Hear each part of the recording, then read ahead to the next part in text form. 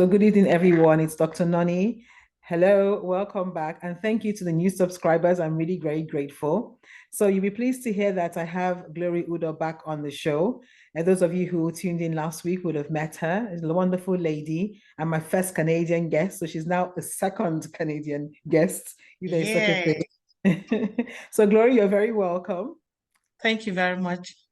So Gloria, as many of you will remember, she told us a little bit about herself. I'm just going to read her bio for us. She's the director of Favored Ones International, which is a ministry that empowers single parents to fulfill their dreams despite daily challenges. And then we all have those. She's also the program manager for the health program, including Indigenous Licensed Practical Nursing at Saskatchewan Indian Institute of Technology, SIIT. She holds a master's degree in nursing, leadership, and professional development. And Glory is an award-winning author, a motivational speaker, teacher, and mentor. She's passionate, and I can tell you that for free, about empowering vulnerable individuals and minority groups to maximize their potential by breaking down barriers.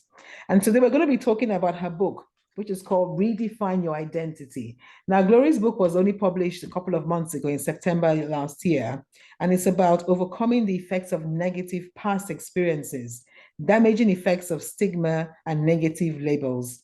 Her thesis, which has been sent for publication, is titled Hope for Families Affected by Addiction. Glory has transformed her life experiences into life-changing encounters, which she now uses to impact people of all the works of life. So, Glory, welcome again after such a Thank you, wonderful Dr. bio. Nani. Yeah, Yeah, yeah, thanks. you're very welcome. So, you wrote this book, which is here, and I actually I ordered myself two copies, and I've already finished reading the first one, so maybe I should read the second one as well. Please buy more and get to your friends. Give them to Oh, your yeah, friends. for sure, for sure. And then when I got mine, I actually got this lovely 2023 little calendar, which is like a sort of magnet as well. So it's an extra bonus in the book. But this book, Redefine Your Identities, it says strategies to move forward despite negative experiences. Glory, why did you choose this title? I choose that title because, let me say, like product. You know, a product, when you notice that sales is declining or that people are making negative comments about a product, then it's time to rebrand that product. Mm. So the same thing with our lives. If you see yourself, you are stuck in one position for many years, you're in a position, you're not progressing. It's time to redefine your identity. Or Mm. if the same thing is happening to you over and over again, and you have some stigma attached to your name, like, oh, this one is a failure, or this one is an addict, this one is a criminal, this one is barren, this one is HIV. Mm. And this stigma or these labels have stayed with you for many years. It's time to really reflect on your identity and redefine it. And just tell people that, look, this is what I was yesterday, Mm. but this is me redefined, being redefined now. So at times in our life, we really have to come to a point of asking ourselves, is this who God meant me to be? Is this what God meant me to be? If Mm. not, it's time for me to redefine myself. So I found myself at a crossroad in life, and Mm. I decided, no, I don't think this is what God created me to be. It's time to redefine who I am. Let Mm. people look at me and know I'm not that person that was yesterday, that they knew yesterday. This is a new me. So that's why I decided to tag the book, Redefine Who You Are. Well, I mean, that's obviously a very good thing to do. It's like you're taking back yourself, taking back who you were meant to be, and that's very important. And I also think that when today is the 1st of March, 2023, so it's still quite early on in the year. We're still in the first quarter. So those people who are still aspiring, I want to see myself in a new way this year. I want to have a higher level in my career or my work with God or my life or my ministry or whatever it is. Or I just want to be new. I want to be tired of recurrent negative patterns in my life.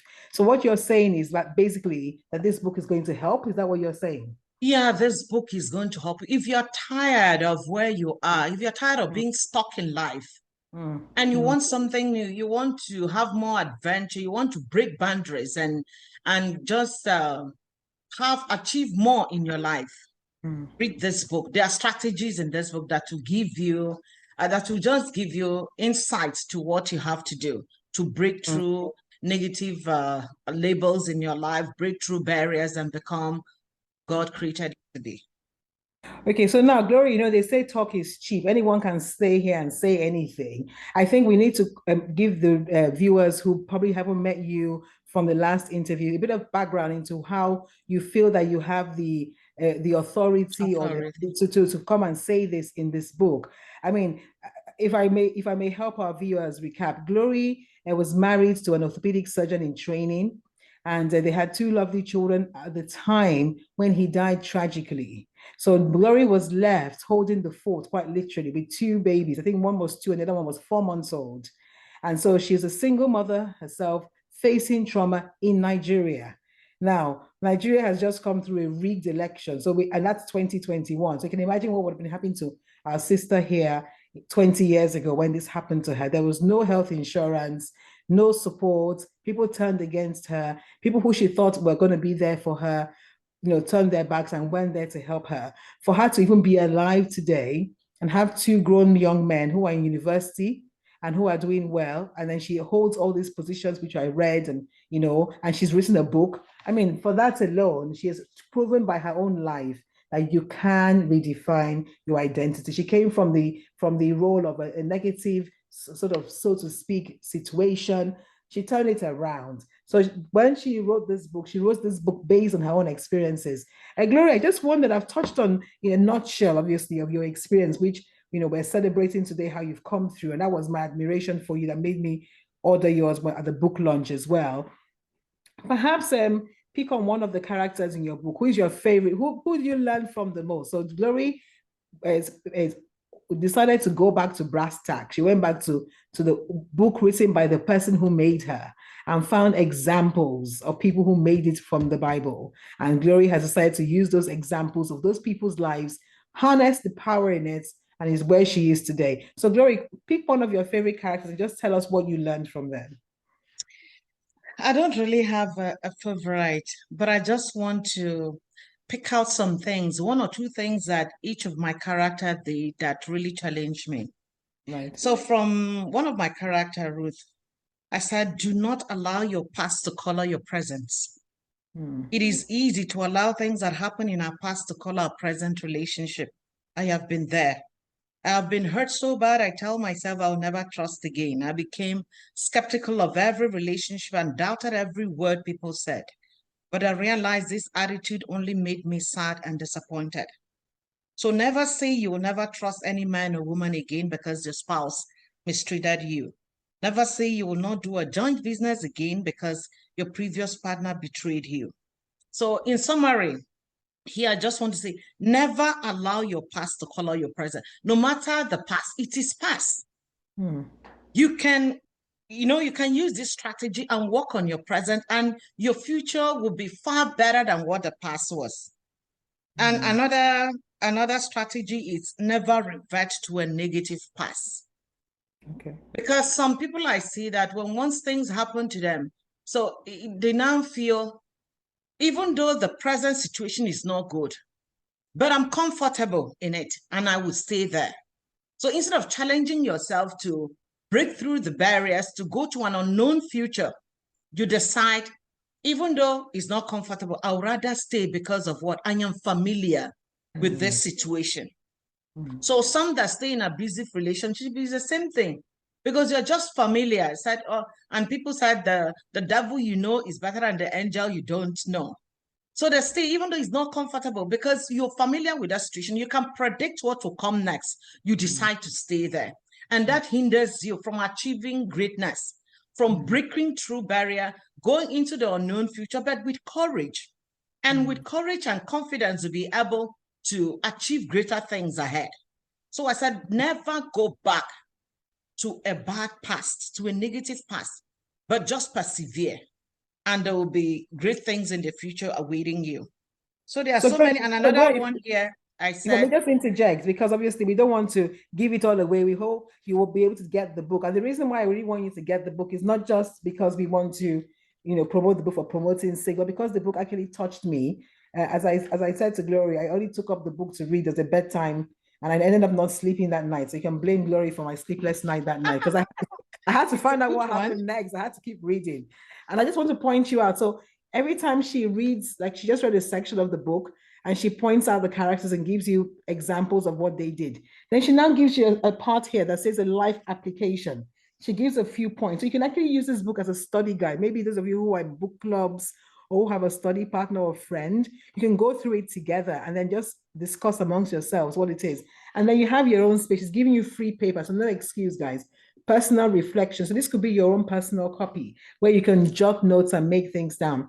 Now, Glory, you've made a lot of reference to the Bible. Does this mean that this book is only for Christians? Is that what you're trying to say?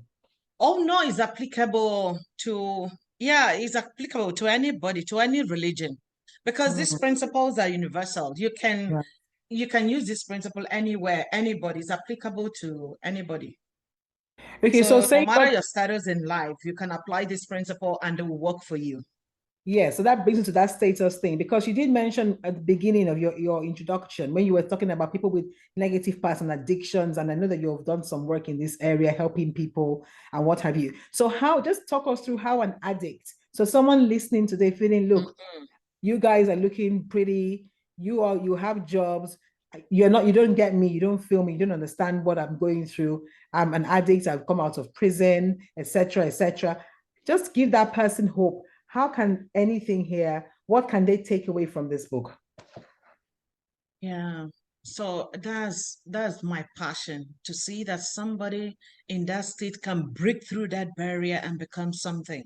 So that one strategy that I wrote here is break the silence. Because Hmm. when I did my research work, I discovered that most of the people that could not get out of the home to look for solution is because of the silence.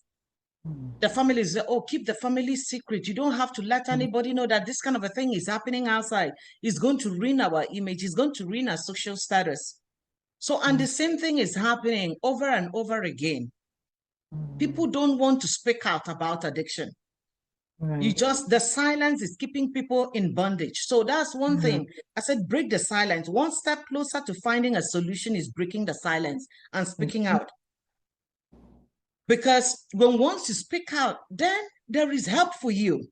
There are so many resources available for those that are having issues with substance abuse. But unless you speak out and said, I need help, Hmm. you can't find the help. And if you keep quiet, remember that if you don't seek help, you will die. And if Hmm. you die, people will know the secret in the worst possible way. And it's Yeah. so unfortunate that you not be alive to defend yourself. So Hmm. it's better to speak out if it is abusive relationship or addiction of any kind. Speak out and say, look, I need help. There's Yeah. nothing to be ashamed of. But Hmm. people, because of shame, doubt, guilt, Hmm. they just keep silence and they die in silence. And most of this, in there are resources everywhere. If you just break the silence and speak out, that's one step to Okay, getting and give us solution. one more step, and then we're going to just have a word of prayer for people because I think this is also there's a spiritual element to this. The shame barrier is there, the stigma obviously is there. I had a lady who was quite bold. She came to me. She's quite a well-spoken, well-educated lady. She had a problem with alcohol, and we went through, the counseling, many issues that she went through, and I was supporting her, but she kept relapsing.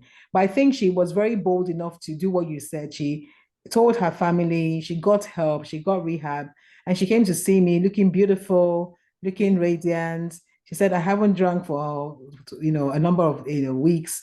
And I was so proud of her. So I think it does work, this speaking out and getting It's work. help. That's why I'm a family physician myself, family physician, a GP when I'm in the UK. And Glory obviously is working in addiction and nursing. And there are other people out there, support workers, counselors who are there to help you. So you just Oh, got to speak out and do a search, and then you will find help. And obviously, this is a self-help guide as well. So, Glory, if you just give us one more yeah. step that people can take away so that we don't make the interview too long. Yes. So the last step I will give you here is be encouraged to take the first step.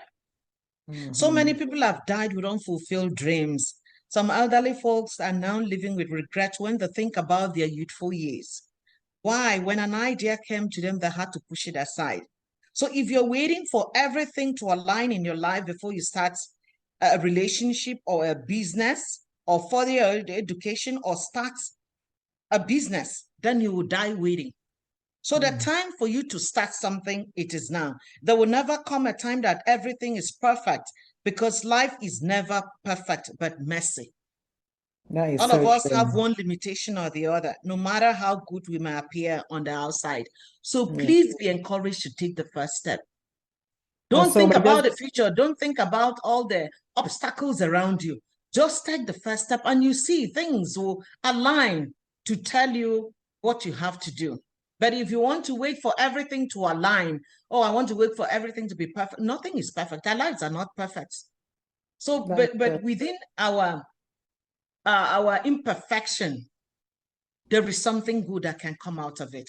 So please be encouraged to take the first step, to speak out, to look for a safe place, to look for a safe person to confide in. Then you get help and you live to fulfill your dreams. So on that cherry note, we're just going to say goodbye because we run out of time now. Well, thank you ever so much. We're going to put a link to support groups in the description.